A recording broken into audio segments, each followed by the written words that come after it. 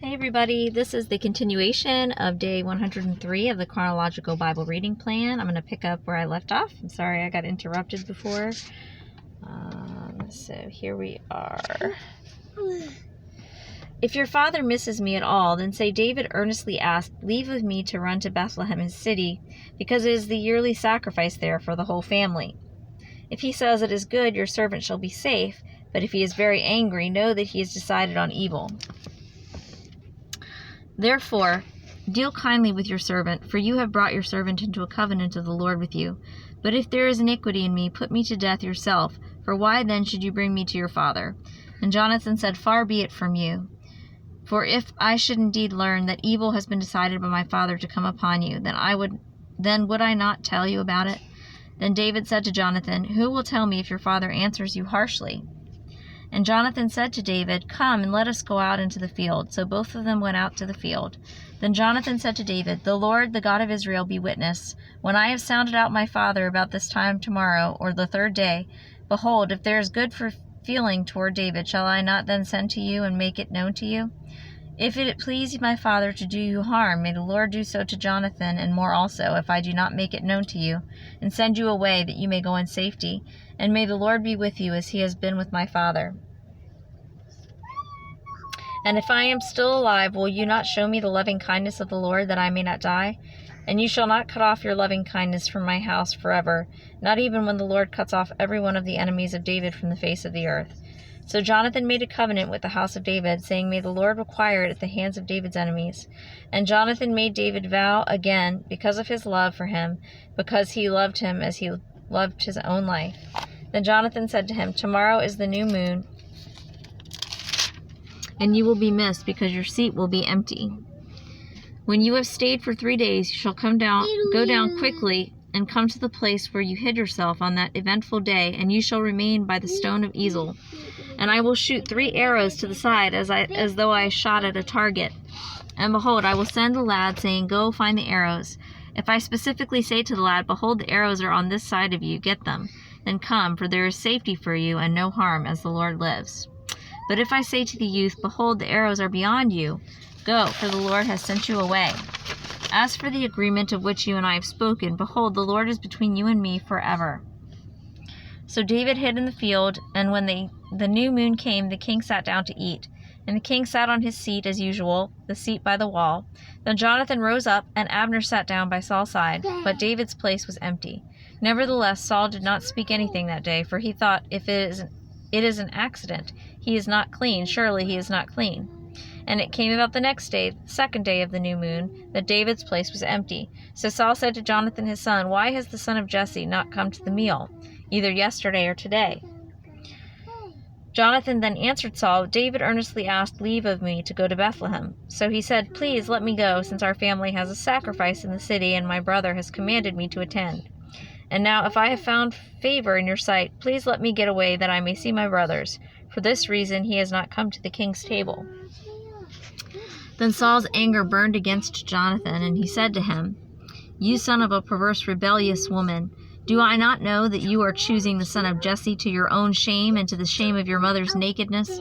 For as long as the son of Jesse lives on the earth, neither you nor your kingdom will be established. Therefore now send and bring him to me, for he must surely die.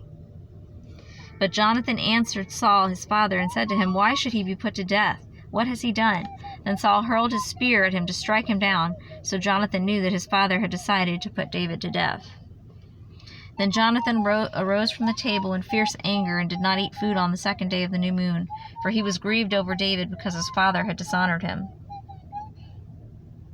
Now it came about in the morning that Jonathan went out into the field for the appointment with David, and a little lad was with him. And he said to his lad, Run, find now the arrows which I am about to shoot. As the lad was running, he shot an arrow past him. When the lad reached the place of the arrow which Jonathan had shot, Jonathan called after the lad and said, Is not the arrow beyond you? And Jonathan called after the lad, Hurry, be quick, do not stay. And Jonathan's lad picked up the arrow and came to his master. But the lad was not aware of anything, only Jonathan and David knew about the matter. Then Jonathan gave his weapons to his lad and said to him, Go, bring them to the city. When the lad was gone, David rose from the south side and fell on his face to the ground and bowed 3 times. And they kissed each other and wept together, but David more. And Jonathan said to David, Go in safety, inasmuch as we have sworn to each other in the name of the Lord, saying, The Lord will be between me and you, and between my descendants and your descendants forever. Then he rose and departed, while Jonathan went into the city. Now I am going to read Psalm 11 and Psalm 59, as they were written around the same time as the section of 1 Samuel. So Psalm 11.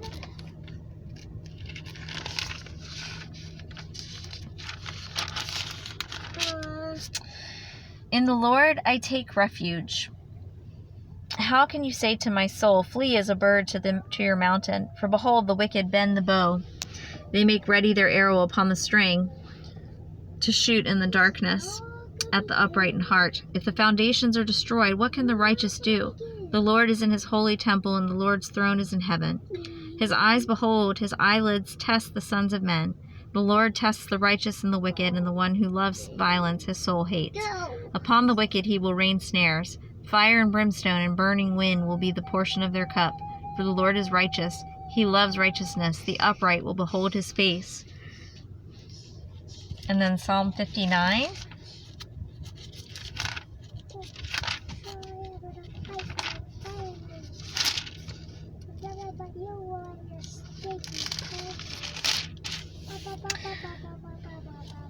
Deliver me from my enemies, O my God. Set me securely on high, away from those who rise up against me.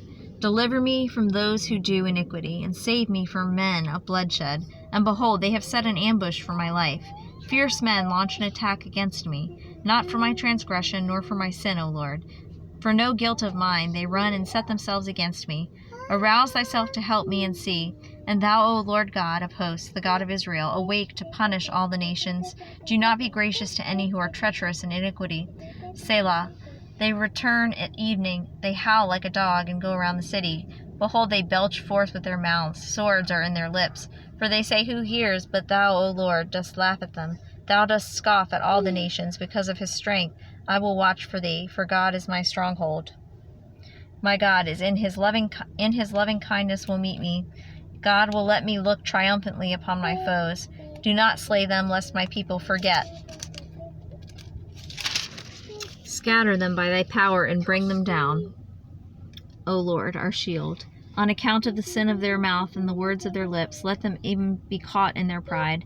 And on account of curses and lies which they utter, destroy them in wrath. Destroy them, that they may be no more, that men may know that God rules in Jacob to the ends of the earth. Selah. And they returned at evening. They howl like a dog and go around the city. They wander about for food and growl if they are not satisfied. But as for me, I shall sing of thy strength. Yes, I shall joyfully sing of thy loving kindness in the morning. For thou hast been my stronghold and a refuge in the day of my distress. O my strength, I will sing praises to thee. For God is my stronghold, the God who shows me loving kindness.